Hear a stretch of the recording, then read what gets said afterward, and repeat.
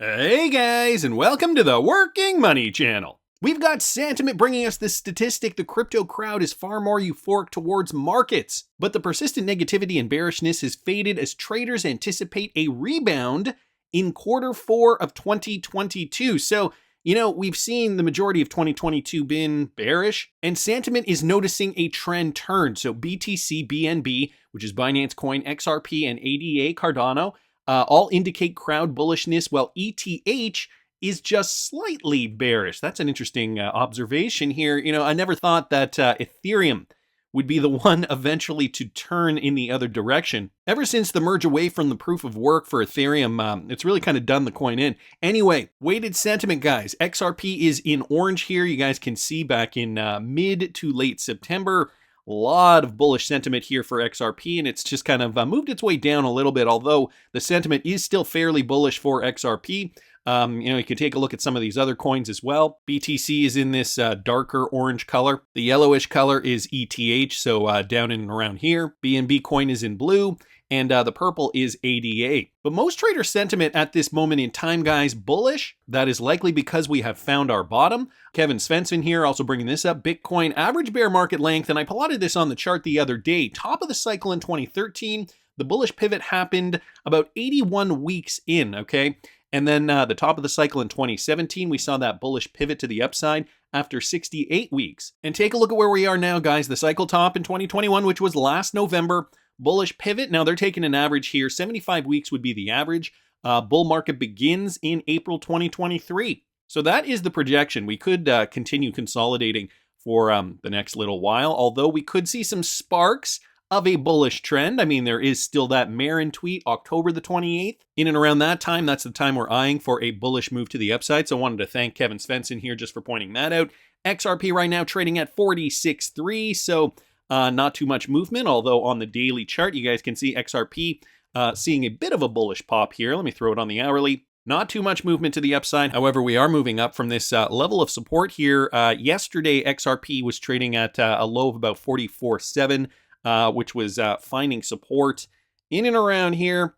All right, finding this support, bouncing off this support on the micro time frame. Now we're trading at about 46.3. Taking a look at Bitcoin real quickly here on the hourly. Bitcoin moving in the same direction, so a bit of an upward push since yesterday evening. Bitcoin was trading at about 18,009. Now it's trading at about 19,001. So is the consolidation phase for Bitcoin complete, and are we going to see a move to the upside? And what is this going to mean for XRP price? Are we going to see a continuation pattern to the upside, considering XRP is forming this bullish pennant? Well, a celebrity music producer has made a stunning prediction. XRP might hit 5 digits. US record producer Smitty makes a stunning prediction. Now, Smitty, part of the XRP community, in a recent tweet, US record producer Eric Finnerud, known as Smitty, makes an astounding prediction on the XRP price, saying it will not only hit $1,000, but will reach 5 digits. He says XRP is going to go to 5 digits and beyond because XRP is the standard. Smitty, who is bullish on XRP as well as a few other cryptocurrencies,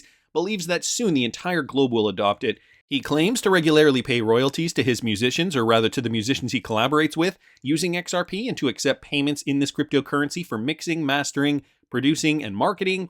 Smitty is not the only one in this boat. In recent tweets, David Gokhshtein, founder of Gokhshtein Media, asserted that if Ripple wins in this legal battle with the SEC, not only will the value of XRP soar, but the entire crypto market, guys, might experience a parabolic rise. And this is not just going to be about the FOMO that we're going to experience in the United States. Of course, the exchanges will relist. Everybody will get excited. It will be a spark to the institutional buyers too. I don't know if you guys remember when Kevin O'Leary said that he's not interested in touching any cryptocurrency with any legal uncertainty, and that included XRP. I believe he was specifically talking about XRP in that context. Well, once there is the clarity, once there is the green light to go ahead, institutions will be buying up XRP at record rates. That is my prediction. That's what I'm thinking will happen. Michael Branch also bringing this up, discussing how Ripple changed its strategy over the years. Ripple was all about the or. Pre-2018, do we build this or that product? Target these customers or those customers? And today it is about the and guys, this is partially why Ripple has gotten as big as it has. David Schwartz, who was among the creators of the XRP ledger, he took to Twitter and produced a little story here talking about some jokes. Prior to 2018, though, he stated Ripple was all about the or, making choices constantly, as Schwartz explained. He goes on to say, now he stated Ripple is about the and. They are not deciding whether to make this product or that product, but are trying to make both products, not choosing whether to provide for this target group of clients or that one. Ripple is trying to combine new technologies with new products. With these being built for new clients, Schwartz added that it is his passion to find and or create a technology that would allow Ripple to do what it could not do before and target customers they were unable to reach before that. So here's the David Schwartz tweet. So as it states here, Ripple would not be as big as they are today if they weren't focusing on the and. And I'm glad David Schwartz mentioned this because it really just goes to show you how committed they are to be part of the Internet of Value, and how it's not just about cross-border payments where their main focus was in the early years. Now it's about the Internet of Everything. The XLS 20 amendment, that's just one example, building NFTs on the XRP ledger and using the XRP ledger for many different purposes. It is a permissionless ledger, but also they realized, okay, well, maybe we'll have a permission version for central banks so that they can issue CBDCs. So, it's not the or, it is the and this is why Ripple is going to be successful, or at least one of the reasons why I think they're going to continue to be successful and have already become as successful as they are. So, wanted to thank Michael just for posting that. Matthew Liny, guys, posting this on Twitter. Visa and the Thunes team to allow cross-border payments to 78 digital wallets. Well, we know Visa is Ripple enabled through the Earthport connection, and Thunes is also a Ripple partner as well. Visa and B2B payment company Thunes have partnered to enable individuals and small to medium-sized businesses, or SMBs, using Visa Direct to move money internationally to 78 digital wallet providers. With this cross-border send-to-wallet capability, those users will be able to move money to 1.5 billion digital wallets in 44 countries and territories, the company said Wednesday, which was just yesterday, from an agricultural worker in Bangladesh to a young professional in London who is looking to send money to family overseas. Visa strives to create more ways for individuals and SMBs to participate in the global economy. And that is a quote coming from Global Head of Visa Director Ruben Salazar Genovez. He also says, we are thrilled to collaborate with Thunes and help enable quick and simple access to the financial system to more customers around the world who may use digital wallets as their primary financial instrument. So this is the other thing, even though, Ripple was focusing mostly on the unbanked and underbanked in the early years, but the thing now, and it's kind of ironic, even if you do have the means and do have the income to open a bank account, a lot of people in this day and age are doing their banking via easy-to-use, convenient applications on their cellular telephones, and so the need for a traditional bank is becoming diminished. So it's interesting to see this shift over time. To provide this capability, Thunes B2B payment platform will connect to Visa Direct. Financial institutions, governments, neobanks, and money transfer operators will then be able to use this functionality through a simple integration of Visa Direct and allow consumers and SMBs to send funds to markets across Africa, Asia, and Latin America. So another interesting partnership here, namely with two Ripple partners, Visa through Ripple-enabled Earthport, and Thunes to enable cross-border payments seamlessly to 78 digital wallets in 44 different countries. Great news there. Wanted to thank Matt just for posting that. Mike Manfield here also posting this on Twitter with regards to Ripple partner Finaster. Boy, Finaster's been in the news quite a bit recently. Finaster signs Union Bancaire pour le commerce et l'industrie. So for commerce and industry, Finaster today announced that Union Bancaire, a large Tunisian-based corporate bank, has selected Finaster's Fusion corporate channels to support trade and cash management. The best-in-class digital banking offering will enhance the customer experience for the bank's corporate clients while reinforcing its position as a leader in the market for transaction banking.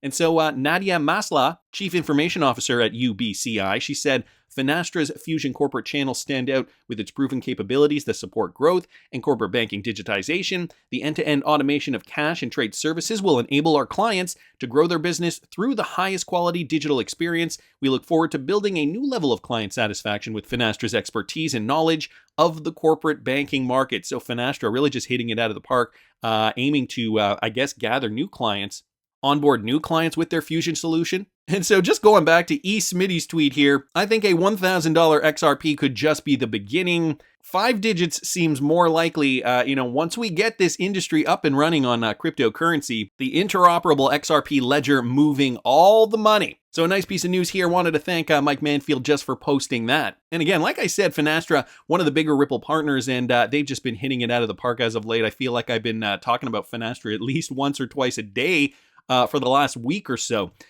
We've also got this, guys, with regards to Ripple partner Zago. Congratulations, says Crypto Eddie, because Zago Technologies just posted this today. They said yesterday, the FSCA formally declared crypto as a financial product in South Africa.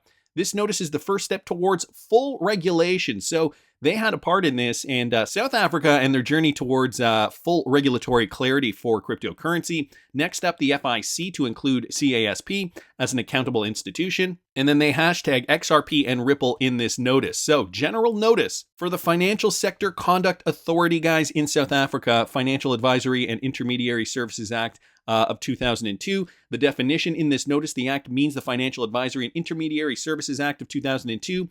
Any word expressing or which a meaning is assigned in the act shall have the meaning. So for example, crypto assets means a digital representation of value, is not issued by a central bank, but is capable of being traded, transferred, or stored electronically by nature and legal persons for this purpose of payment, investment, and other forms of utility. So really kind of giving a good definition of what a crypto asset is, applies cryptographic techniques, and uses distributed ledger technology. So adding in crypto assets into the act from the Financial Sector Conduct Authority in South Africa, signed and sealed, baby. So more progress moving forward in that country specifically. And the icing on the cake through Zago Technologies, which is a Ripple-enabled company, a Ripple partner. So to Crypto Eddie's point, congratulations to the Zago team for making this a reality.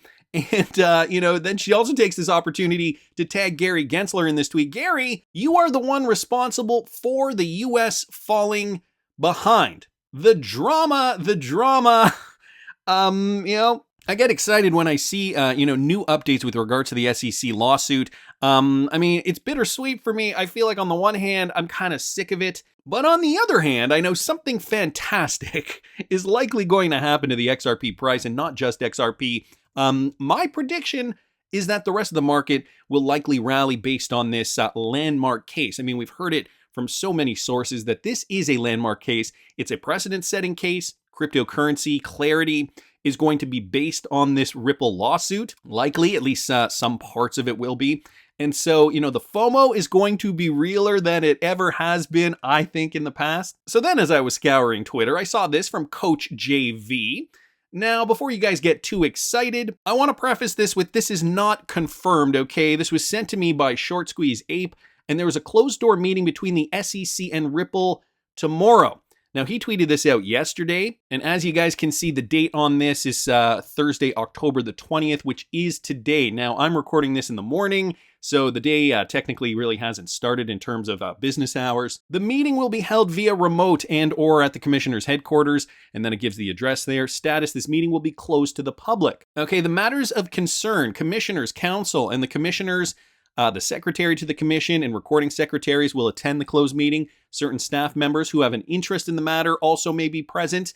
I'm a little skeptical because it doesn't actually mention Ripple at all in this statement. In the event that the time, date, or location of this meeting changes, an announcement of the change along with the new time, date, and or place of the meeting will be posted on the SEC's website. So it is directly from the SEC. He highlights this point down here. The subject matter of the closed meeting will consist of the following topics: institution and settlement of injunctive actions, institution and settlement of administrative proceedings, resolution of litigation claims and other matters relating to the examinations and enforcement proceedings. At times, changes in commission priorities require alterations in the scheduling of meeting agenda items that may consist of adjudicatory, examination, litigation, or regulatory matters. Now, I know this is probably getting a lot of people very excited, but there are still a lot of skeptics here. It doesn't mention Ripple, as per Tim Howard. I guess I should also mention that Coach JV says that there is more information here on the SEC's website. So it is simply a Sunshine Act notice. We've seen the SEC proceed with a lot of these. Crypto Insight UK down here saying, not to do with Ripple and the SEC, man, that's just speculation. They have sunshine meetings often. It's just people adding hype and speculation to this one. So, that's kind of what I thought. I didn't see anything that mentioned Ripple specifically. If they had mentioned Ripple specifically in this document or the case, outline the specific case that they were talking about, I think that would be something to get really excited about. Leonard Graham down here saying, these are the dates and the summaries of the purpose of the remaining court dates and meetings. So just to give us another reminder, guys, that we do have an outline of everything that is happening in the Ripple SEC case, October the 20th, which is today. Parties meet and confer to identify redactions sought by each side to the opposition brief. So That we know is what is happening on the schedule today. XRP Bush also tweeting this out, and this is why, sometimes we got to do a little more research before just assuming. You might want to take notice of this one. Ripple to meet with the SEC tomorrow to talk settlement. Here's a description of the meeting. So again, going through some of those points that I just went through, and that, this could be a meeting for settlement.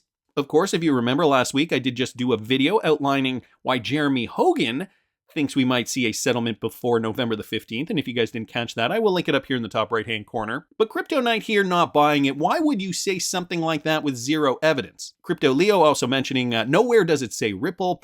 I want a settlement more than anyone, but it doesn't say Ripple anywhere on the document.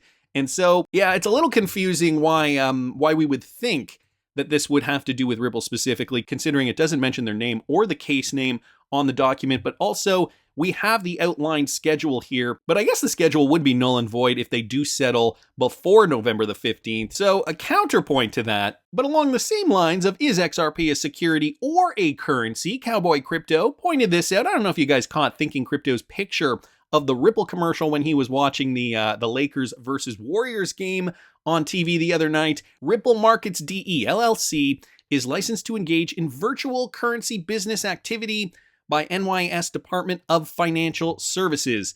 That is what it says right down here in the image if you guys have good eyesight and can read that. So note, they do mention that they are licensed in virtual currency business activity by the New York State Department of Financial Services, and they were granted this license by New York State. Gamma down here just adding to this. The license specifically, virtual currency business activity means the conduct of any one of the following types of activities. Receiving virtual currency for transmission or transmitting virtual currency, which means, technically, I guess only exclusively in the state of New York, that Ripple was allowed to buy and sell XRP at will without this question of it being a security, storing, holding, or maintaining custody or control of virtual currency on behalf of others, buying and selling virtual currency as a customer business, performing exchange services as a customer business, or controlling, administering, or issuing a virtual currency. Boom goes the dynamite. So another little tidbit of information here, lending even more credibility to Ripple's case, less credibility to the SEC. That's just my opinion, but I want to hear what you guys think. Please subscribe to the channel if you haven't already. Like the video if you like the content I'm providing. I always love hearing your comments. See you in the next one, guys.